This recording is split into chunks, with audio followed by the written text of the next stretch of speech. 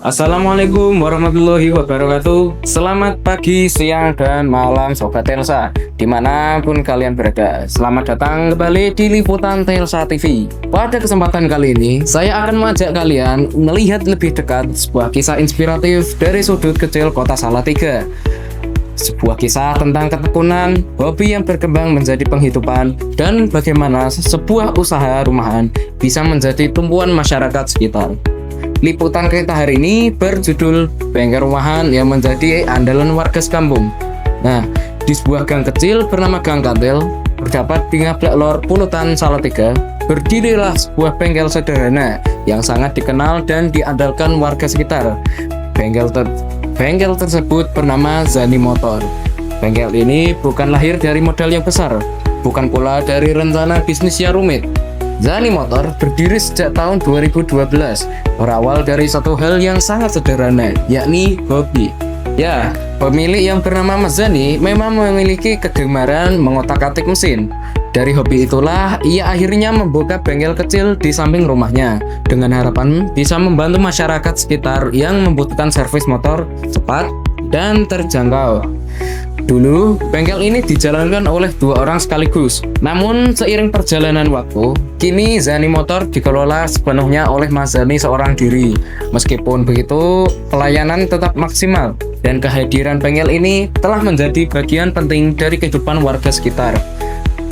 Zani Motor melayani berbagai kebutuhan perawatan motor, mulai dari tone up, servis karburator dan injeksi, ganti oli, menyediakan spare part, hingga perbaikan berat seperti turun mesin dan overhaul. Semua dikerjakan dengan teliti, sabar, dan tentu saja dengan sentuhan khas bengkel rumahan yang sangat bersahabat. Namun, perjalanan panjang ini tidak selalu mulus, di mana tantangan terbesar pada masa pandemi COVID-19.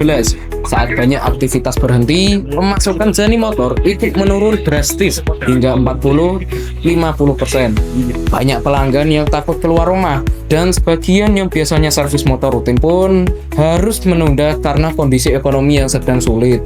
Meskipun begitu, Mas Zani tidak menyerah. Ia tetap membuka bengkel, tetap melayani siapapun yang datang, dan terus bertahan dengan semangat bahwa rezeki pasti ada selama kita mau berusaha. Hari ini, setelah melewati masa yang begitu sulit, Zani Motor kembali berjalan seperti sedia kala. Pelanggannya kembali ramai, dan warga sekitar tetap menjadikan bengkel ini sebagai pilihan utama untuk merawat kendaraan mereka. Lalu, apa sebenarnya visi yang Mas Zani bawa dalam menjalankan bengkel ini? Visinya sederhana namun bermakna besar.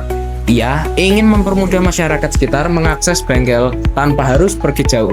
Ia ingin mengembangkan usaha yang menjadi lebih besar suatu hari nanti, dan membawa manfaatan bagi warga sekitar. Dan yang paling penting, ia ingin keberadaan Zani Motor membawa kebermanfaatan besar bagi warga sekitar, baik dari segi pelayanan, kenyamanan, maupun kejangkauan harga. Dalam perbincangan kami, Mas Zani menyampaikan sebuah pesan yang sangat menyentuh. Katanya, kalau sedang menjalankan sesuatu, janganlah mudah bosan, karena apalah arti uang apabila kita tidak suka dengan cara mendapatkannya.